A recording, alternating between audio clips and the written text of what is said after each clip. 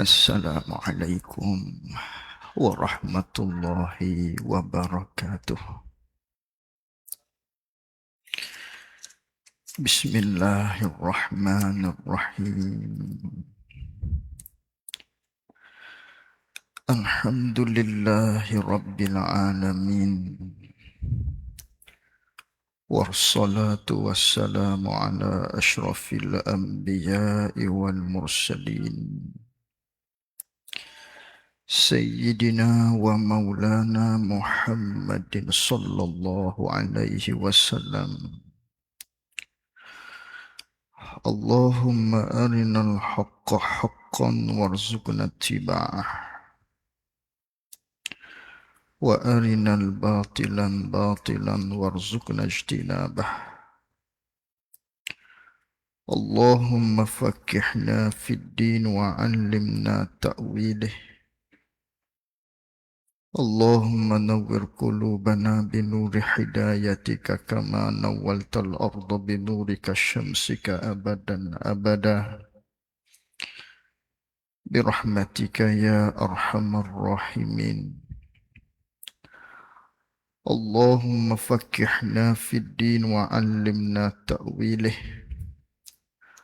Allahumma nawwir qulubana binuri hidayatika kama nawwaltal arda binurika syamsika abadan abada birahmatika ya arhamar rahimin. Rabbi shrah li sadri wa yassir li amri wahlul 'uqdatam min lisani yafqahu qawli. Allahumma aftah alaina futuhal arifin waj'al a'malana khalisatan liwajhikal karim. Allahumma salli wa sallim ala sayyidina wa maulana Muhammad.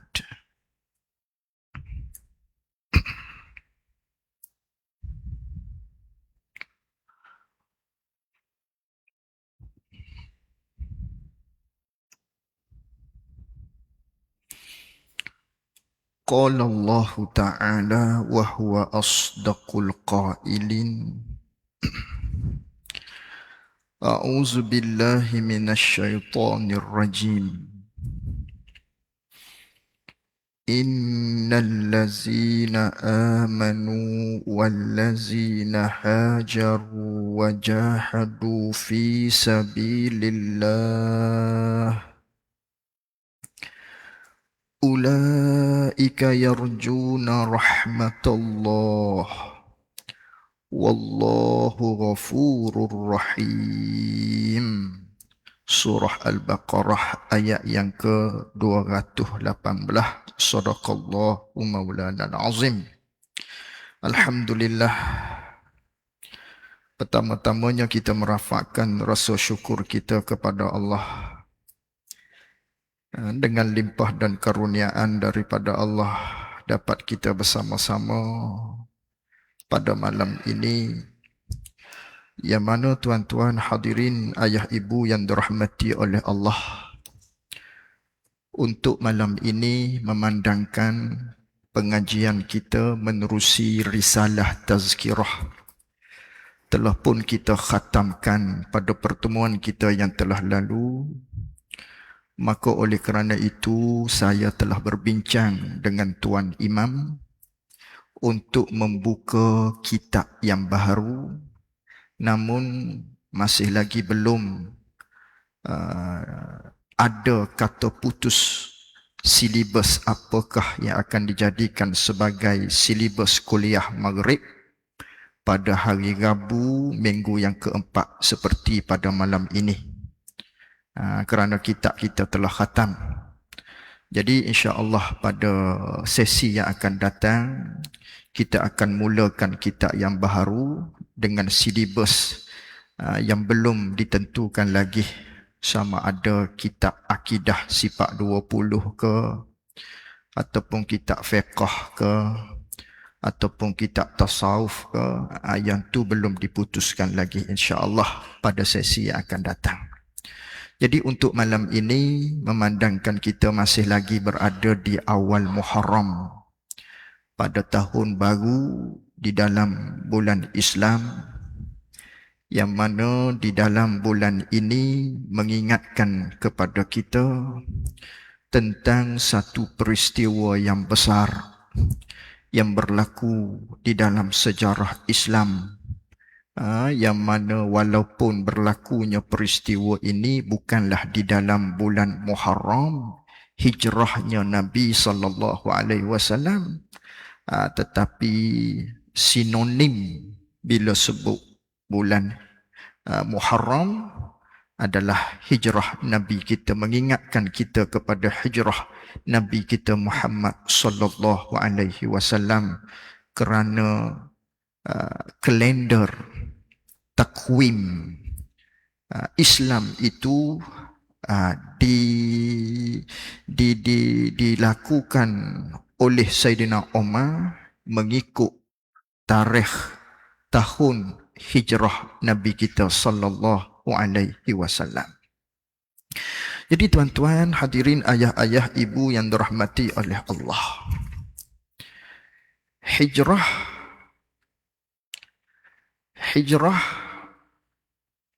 berlaku pada sejarahnya ada 3. Yang mana sebelum berlakunya hijrah yang besar, iaitu hijrah baginda daripada Mekah ke Madinah, sebelum daripadanya pernah berlaku hijrah, iaitu hijrah para sahabat. Sebahagian daripada para sahabat yang memeluk Islam di awal-awal Islam, yang ketika itu dakwah Nabi SAW tidak diterima, yang hanya memeluk Islam hanya beberapa sahaja daripada kalangan para sahabat.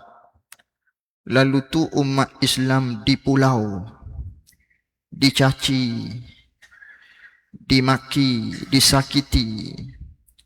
Maka Nabi mengizinkan di antara setengah daripada para sahabat untuk berhijrah ke Habsyah di bawah pimpinan Raja Najasyi pada ketika itu yang belum memeluk Islam. Ini adalah hijrah yang pertama yang berlaku di dalam Islam. Yang kedua, hijrah baginda Nabi kita sallallahu alaihi wasallam ke bumi Taif untuk berdakwah. Setelah mana Nabi ke Taif, dakwah baginda juga tidak diterima. Maka ini adalah hijrah yang kedua yang berlaku di dalam sejarah Islam. Dan yang ketiga, hijrah yang besar yang dimaksudkan di dalam pembicaraan berkaitan dengan ma'al hijrah, hijrah Rasul adalah hijrah yang ketiga, iaitulah hijrah baginda Nabi kita sallallahu alaihi wasallam daripada Makkah ke Madinatul Munawwarah yang pada ketika itu namanya adalah Yasrib. Tuan-tuan hadirin yang dirahmati oleh Allah, lantaran daripada hijrah ini, orang Islam yang pada ketika itu para sahabat yang berada di Mekah dengan kemuliaan hijrah bertukar nama umat Islam para sahabat yang berada di Mekah yang pada awalnya dipanggil dengan muslimun ataupun mukminun, orang yang beriman daripada kalangan para sahabat. Apabila berlaku hijrah, golongan mereka ini dikenali dengan muhajirin. Maka disebut di dalam Al-Quran tentang muhajirin. Sebelum tu muhajirin tak wujud lagi. Sebelum berlaku hijrah tak ada lagi nama muhajirin. Tapi bila berlakunya hijrah, wujudlah nama muhajirin, iaitu daripada kalangan para sahabat yang berhijrah, yang mereka berada di Mekah, hijrah ke Madinah. Begitu juga nama Ansar, sebelum hijrah tak wujud lagi. Ansar ialah mereka-mereka yang menolong daripada kalangan para sahabat yang sudah berada di Madinah, daripada kalangan Aus dan Khazraj. Jadi sebelum hijrah dikenali dengan Aus, dikenali dengan kelompok Khazraj. Tapi setelah hijrah, mereka dipanggil dengan Ansar. Ini dua kemuliaan nama yang berkait dengan hijrah Nabi kita Muhammad sallallahu alaihi wasallam. Tuan-tuan hadirin yang dirahmati oleh Allah,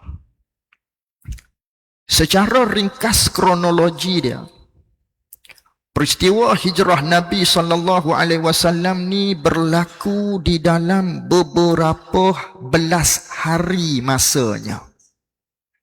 Lebih kurang 15 hari, lebih kurang 14 hari. Yang mana bermulanya hijrah ini, keluarnya Nabi kita sallallahu alaihi wasallam pada 27 Safar. Ada kata 27 Safar. Jadi Nabi keluar daripada rumah tu, kemudian Nabi berada di Gua Sur selama 3 hari. Jadi 27, 28 Safar, 29 Safar, Nabi berada di Gua Sur 3 hari.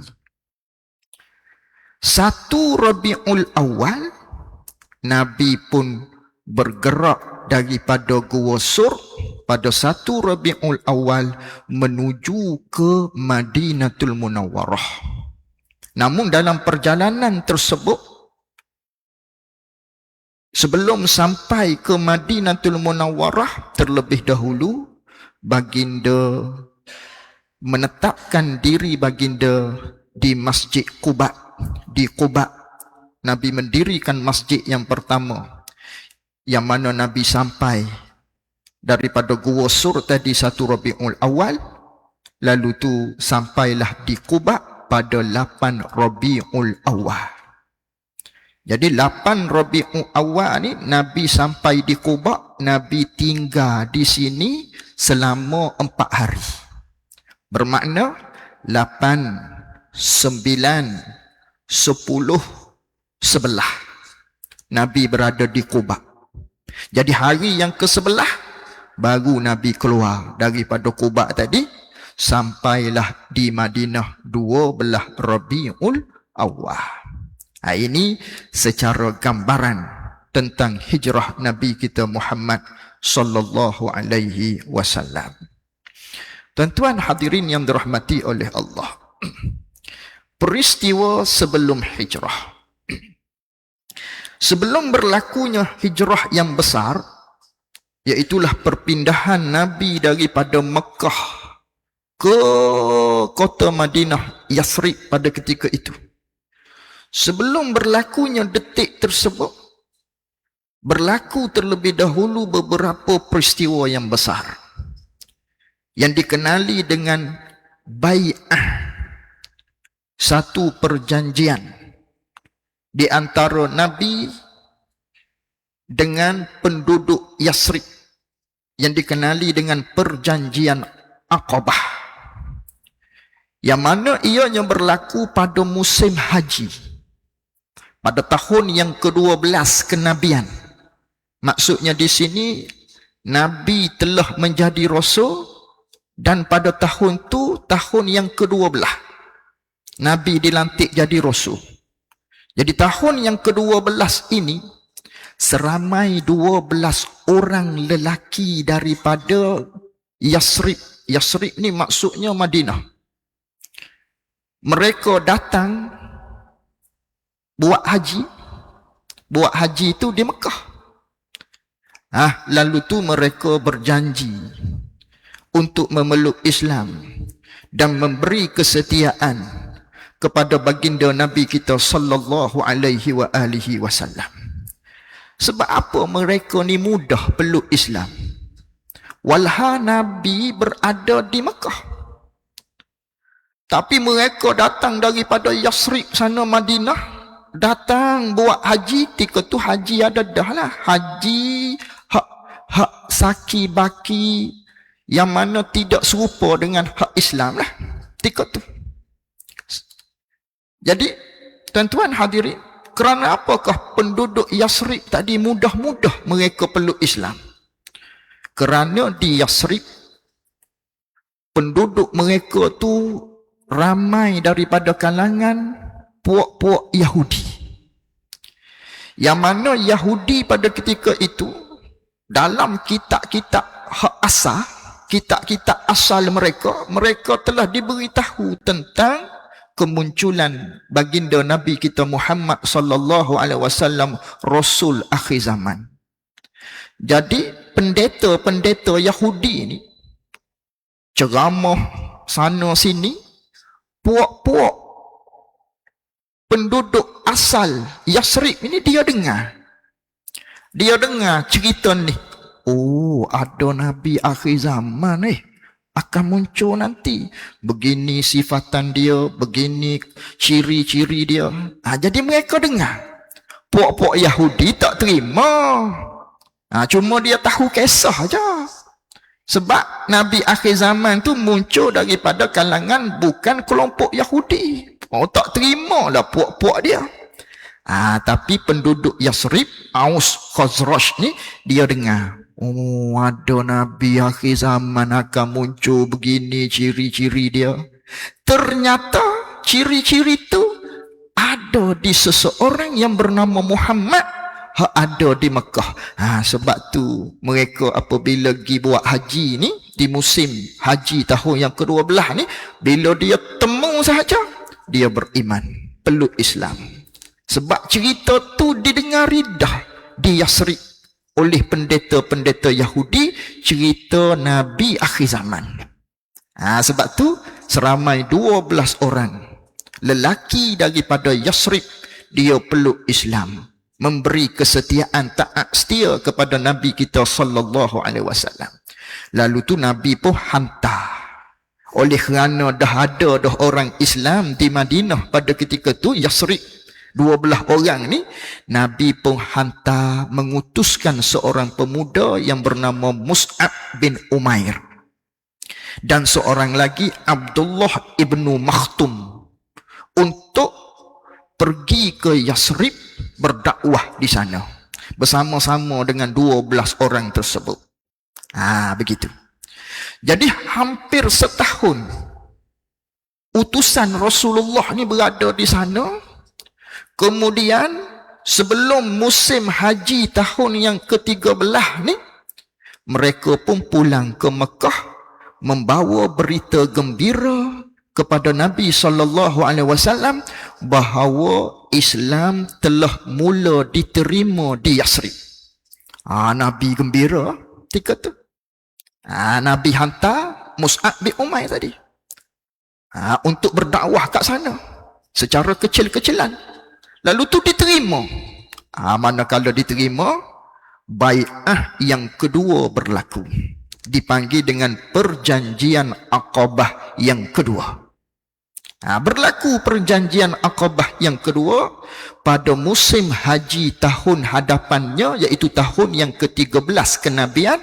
Selama 70 orang lelaki dan 2 orang perempuan datang daripada Yasrib berbai'ah untuk menerima Islam, dan mereka mengajak baginda untuk ke Yasrib, berhijrah ke Yasrib, serta memberi jaminan keselamatan kepada baginda Nabi kita sallallahu alaihi wasallam.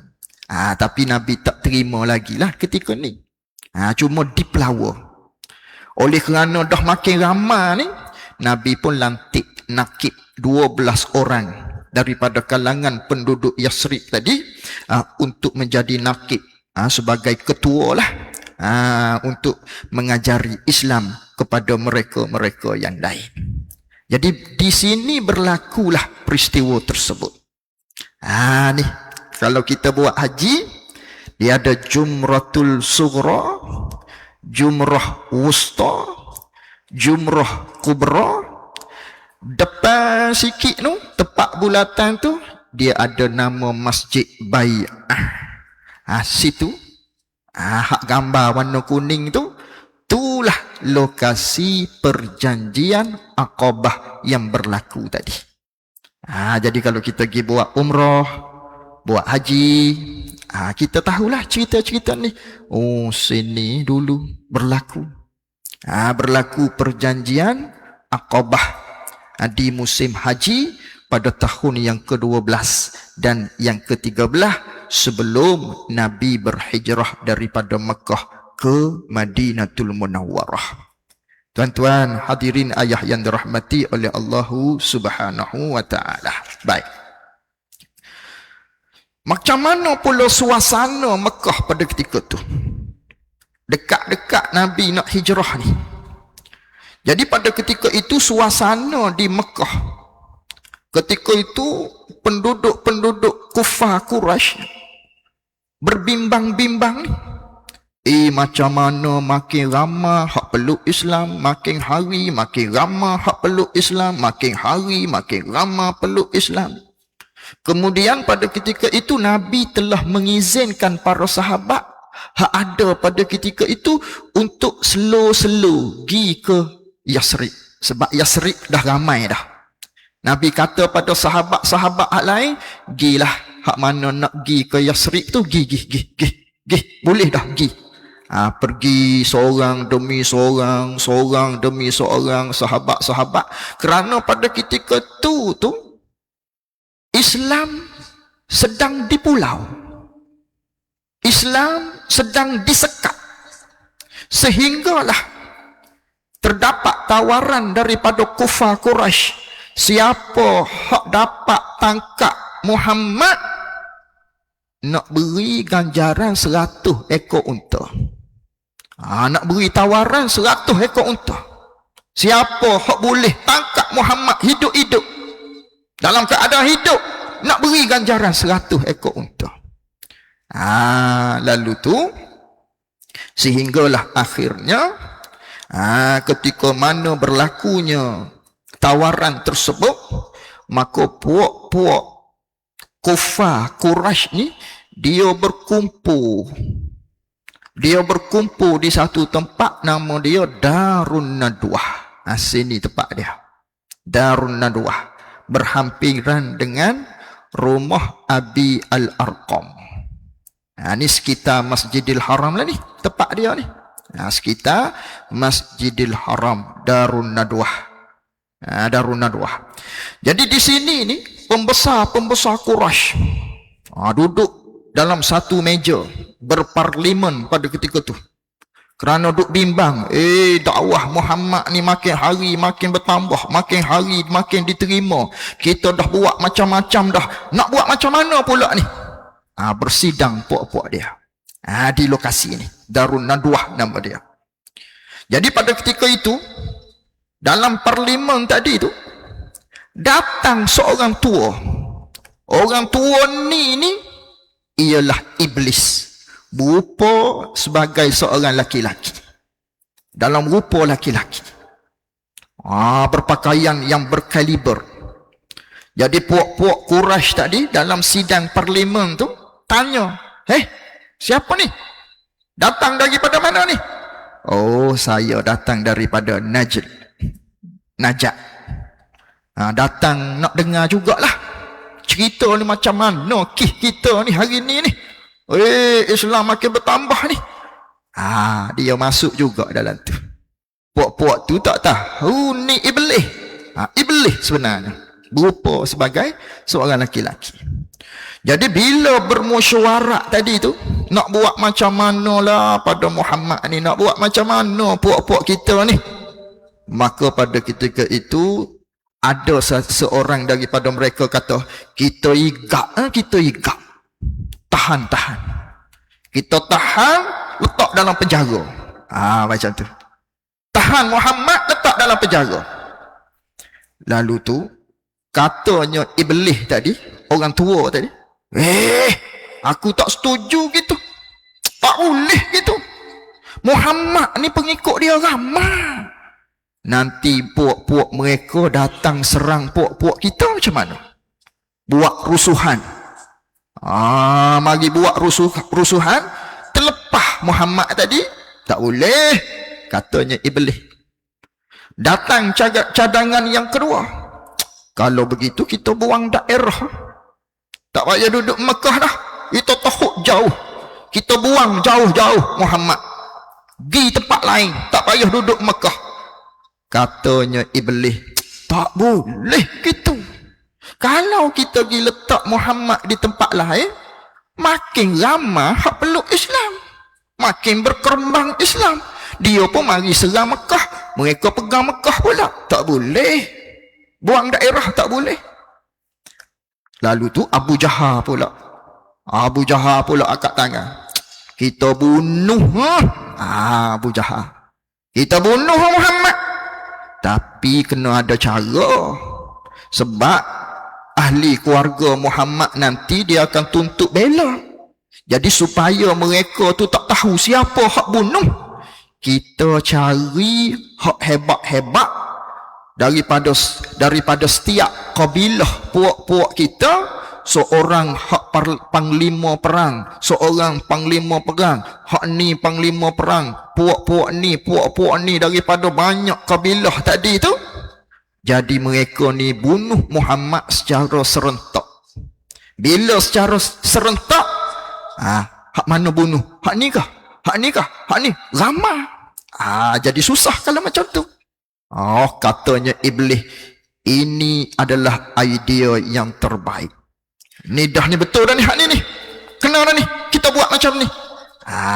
Maka terjadilah pada ketika itu kepungan di rumah Nabi kita Muhammad sallallahu alaihi wa alihi wasallam. Jadi sebelum ketika mana puak-puak ni sedang duk mesyuarat ni, Allah telah hantar malaikat beritahu tentang rancangan puak-puak ni. Puak-puak Quraisy tadi hak di parlimen Darun Nadwah ni, malaikat mari beritahu, Allah mari beritahu kepada Nabi kita sallallahu alaihi wasallam, maka diberi izin untuk Nabi hijrah. Untuk Nabi hijrah daripada Mekah. Sebelum ni tak dapat izin lagi. Hanya sahabat-sahabat je hak gi dulu, hak tinggalnya akhir-akhirnya Saidina Abu Bakar hak belum pergi lagi. Beberapa sahabat-sahabat yang tidak hijrah lagi. Hak lain gi dah, termasuk Saidina Umar. Saidina Umar gi dah, berhijrah dah ke Yasrib. Jadi Nabi belum lagi diberi izin. Sehinggalah Nabi diberi izin. Manakala Nabi diberi izin oleh Allah Ta'ala, lalu tu Nabi pun pergi ke rumah Saidina Abu Bakar. Nabi pergi ke rumah Saidina Abu Bakar. Mana rumah Saidina Abu Bakar? Ni. Di tempat hotel. Dia panggil apa tahu sini ni? Clock tower ke tower apa ni? Tempat ada escalator. Jadi di sini ni ada KFC tu. Ingat KFC tu, kawasan-kawasan ni rumah Saidina Abu Bakar. Tapak rumah dia situ. Dan ada masjid ke atas tu. Atas tu tingkat 2 tu Masjid Saidina Abu Bakar, diberi nama sempena dengan tapak rumah Saidina Abu Bakar. Tapi kita orang hak mazhab Syafi'i jangan duk sembahyang situ. Kita mazhab Syafi'i jangan duk sembahyang sini. Nama pergi umrah pergi sembahyang sini. Ikut tu imam Masjidil Haram. Tak sahlah mazhab kita Syafi'i. Putuh dia panggil, putuh ikutan dengan dinding dan sebagainya tadi tu.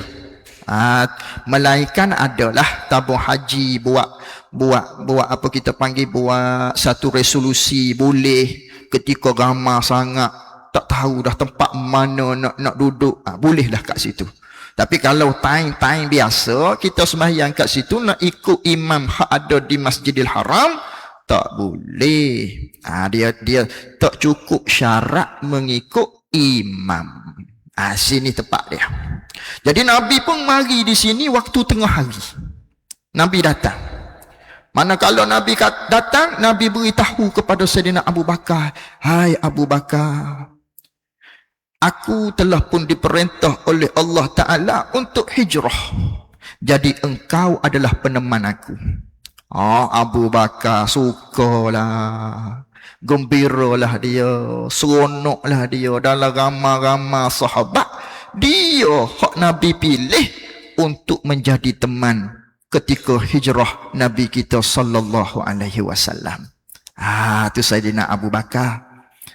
Lalu tu mereka berbincang. Nabi berbincang dengan Abu Bakar. Nabi berbincang, kita ni nak guna jalan mana? Antara perbincangan, strategi. Bincang tu. Nanti malam nak keluar ni.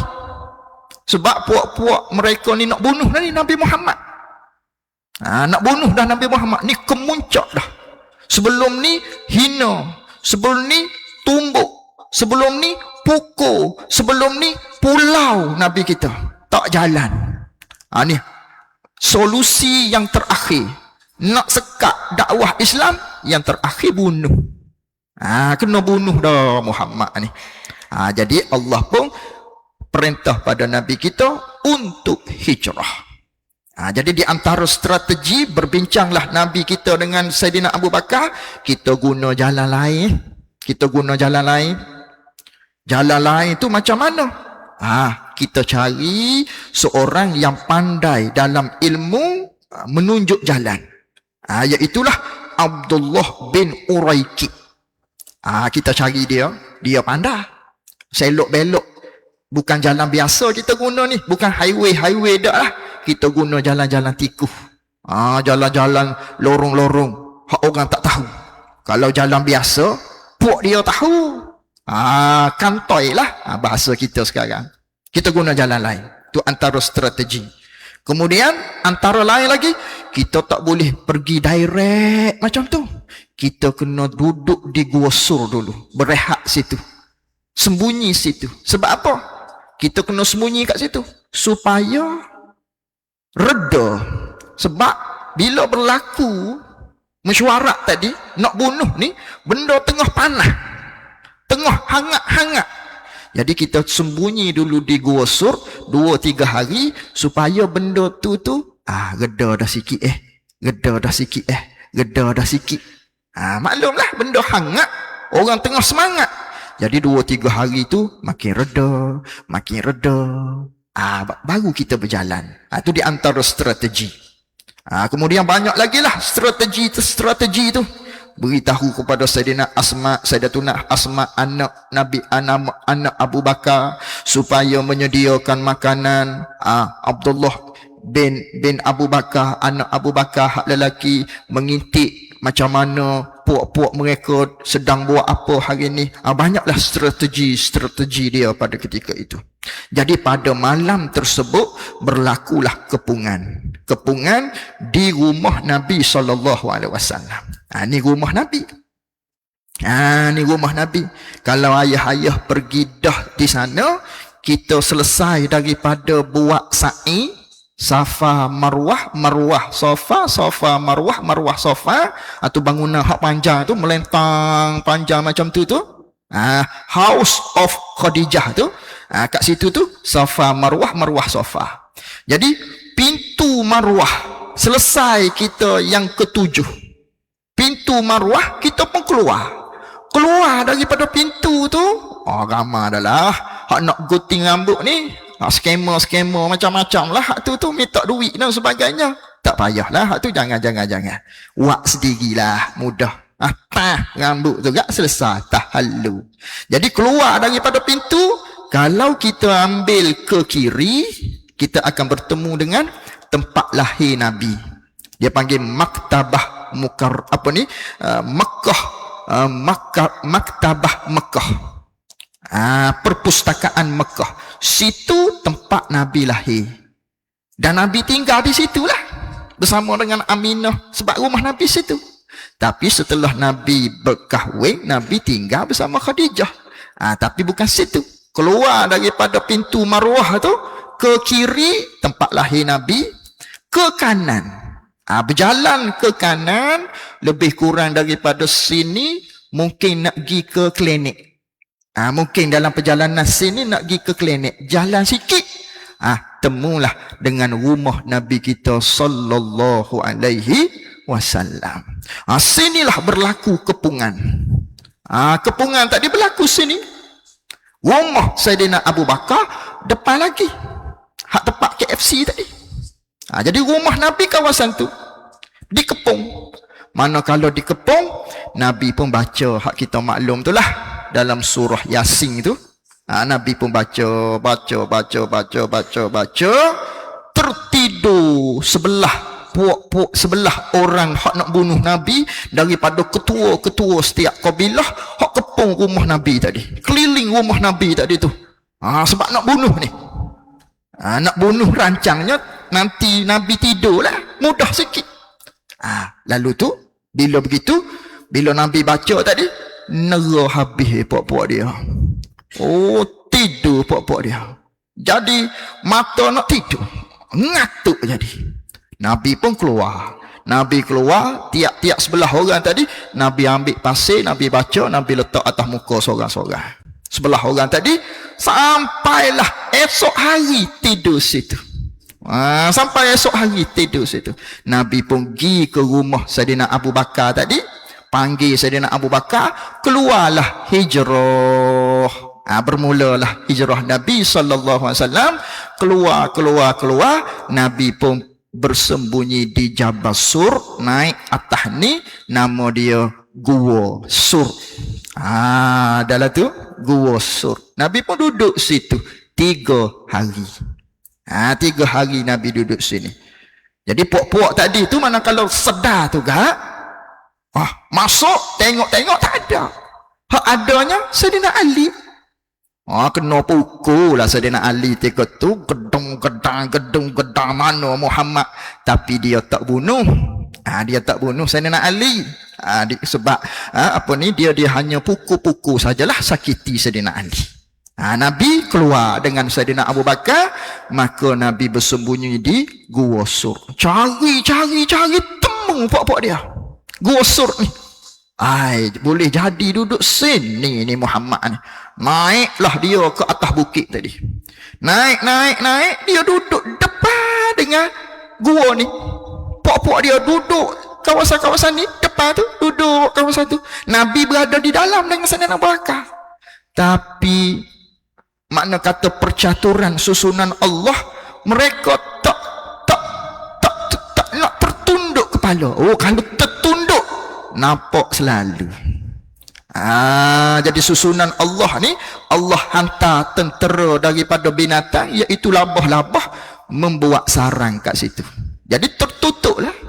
Jadi buat apa dia nak tengok? Kalau ada orang masuk, tentulah sarang labah-labah ni habis dah hilangnya. Sekarang ni penuh dengan tertutup semok samung.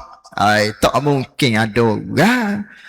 Jadi dia pun tak tertunduk. Kalau dia tunduk je kepala dia, nampak selalu kaki Nabi kita SAW dan juga Sayyidina Abu Bakar, tapi tak tertunduk. Turun dia, tak temu. Lalu tu, setelah daripada tu, turun hijrah pula. Berjalan. Sambung sikit lagi, sekejap lagi. Azan dulu nah.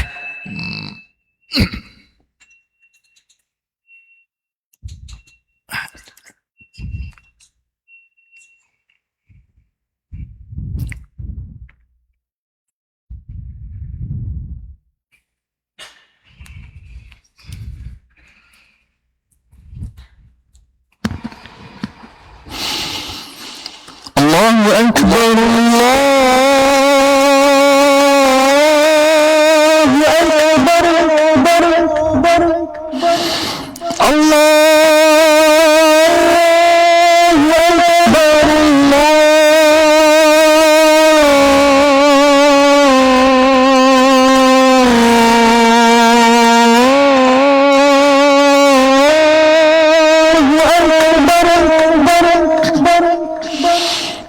أشهد أن لا إله إلا الله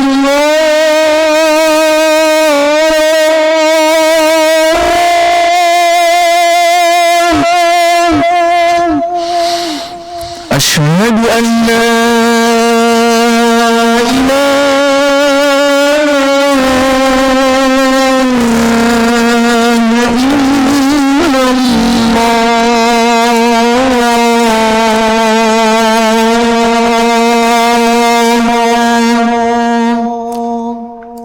أشهد أن محمد رسول الله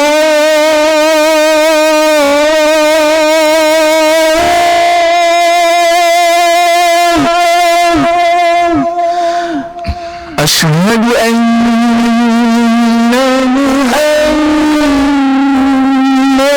رسول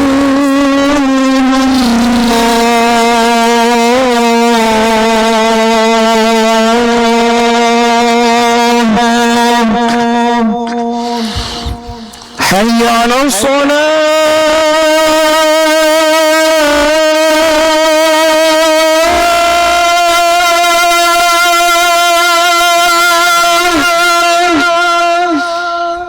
حي على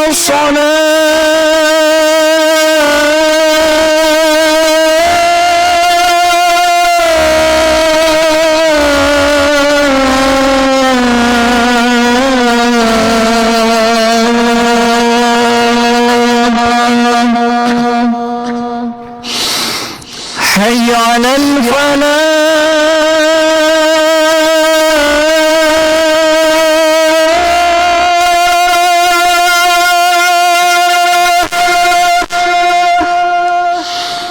حي على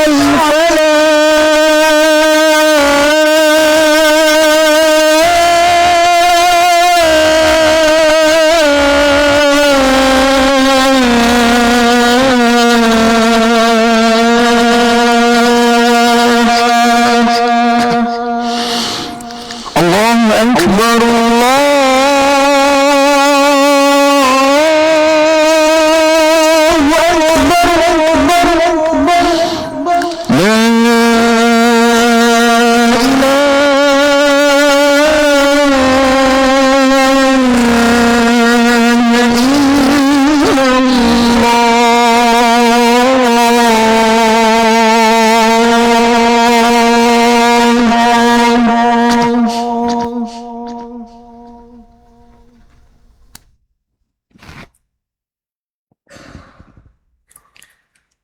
Allahumma rabb hazihi da'wati wassalatul qa'imah ati Muhammad sallallahu wa baraka. Innaka la tughfir. Baik tuan-tuan, kita ambil masa sedikit lagi. Kita pun ada jenazah. InsyaAllah kita akan sembahyang sekejap lagi insyaAllah. Baik tuan-tuan, sambungan sedikit lagi lah. Ringkas. Lalu tu, daripada Jabal Sur tadi, daripada Gua Sur tadi, turunlah. 3 hari Nabi bersembunyi di Jabal Sur ni. Lalu tu Nabi pun turun pada 1 Rabiul Awal tadi kan. Tarikh dia 1 Rabiul Awal. Nabi turun. Teruskan perjalanan sampai di satu tempat. Tempat ni kawasan, kebetulan kawasan tu kawasan Suraqah bin Malik. Kawasan tu. Dia hak jaga situ. Jadi ada daripada kalangan penduduk di situ, dia lihat kelibat Nabi Muhammad, kelibat Abu Bakar, kelibat Abdullah bin Uraiki, dan ada seorang lagi hak bersama dengan Nabi itu, nama dia Amir kalau tak silap. Yang mana hak ni tugas dia, dia bawa kambing untuk menjadi keliru tapak kaki itu supaya tak tahulah hak mana satu tapak kaki Nabi. Sebab duk tengok tapak kaki kambing, dia duduk kat belakang. Jadi 4 orang tiga tu. Jadi sampai di satu kampung ni, adalah puak-puak mereka duk tengok, tapi tak kenal. Lalu gitu. Dia pun beritahu pada Suraqah, saya hari tu ada lihat ada kelibat datang kawasan kita ni, orang tak kenal. 4 orang. Suraqah tanya, ya ke? Kau Muhammad tu? Sebab mereka dah tahu dah siapa hak dapat Muhammad 100 ekor unta. Suraqah kata, bukan Muhammad tu, bukan orang lain tu. Sebab apa dia kata macam tu? Sebab dia nak dia seorang tu 100 ekor tu. Lepas daripada tu dia pun cari naik kuda dia, orang hebat. Orang panglima perang juga. Pantah naik kuda, pandai. Cari, temu dengan Nabi kita sallallahu alaihi wasallam. Tapi kekuasaan Allah, bila dia temu nak dekat dengan Nabi, berbok jatuh kuda dia. Sekali bangun, naik lagi. Naik. Kuda tadi pecuk, jatuh pula berguling bating. Bangun lagi. 3 kali berlaku demikian. Lalu tu dia pun mari di hati dia, ini manusia hak dijaga oleh Allah dah ni. Aku tak biasa jatuh kuda lagi setakat ni. Moga dia orang hebat. Ni pelik dah ni. Saya orang mahir, tiba-tiba macam mana jadi tak pandai ni. Ada Allah pelihara ni insan ni. Terdetik di hati dia begitu. Lalu tu dia pun panggil Muhammad, tolonglah mari nak kecek ni, nak bercakap sikit ni. Nabi pun pergi. Kenapa? Muhammad boleh kau tulis surat pada penduduk, pada Quraisy, pembesar Quraisy, bahawa aku jumpa dah denganmu. Sebab saya nak 100 ekor unta je tu Muhammad. Nak 100 ekor unta tu, tolonglah. Tapi gilah Muhammad, gilah. Cuma nak surat tu, tolong tanda tangan sikit. Kalau kita zaman sekarang, tanda tangan sikit. Nabi kata, hei Suraqah, hendakkah kamu kalau aku tawarkan benda hak lebih besar lagi daripada tu? 100 ekor unta zaman tu tak tahu berapa bilion dah kalau kita zaman sekarang ni. Besarlah tawaran tu.